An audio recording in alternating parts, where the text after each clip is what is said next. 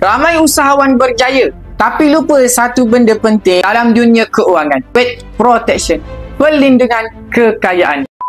Jangan lupa follow dan save video ni untuk rujukan akan datang. Ramai pandai bina kekayaan, buka bisnes, beli aset, gandakan duit.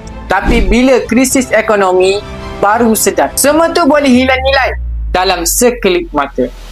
Tunai makin lemah, saham boleh jatuh, hartanah boleh beku. Sebab tu orang yang bijak bukan sekadar cari untung, tapi fikir nak lindungi nilai. Emas ni ibarat insurans kepada kekayaan.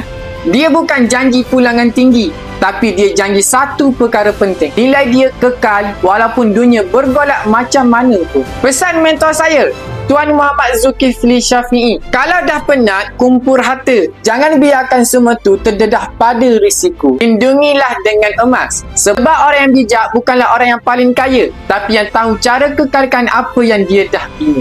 Okey baik tuan-tuan, yang mana berminat untuk simpan emas di Public Gold, boleh sahaja klik link di bio saya akan bantu anda sebaik mungkin. Ingat, perkongsian santai, tapi sampai jumpa anda di next video.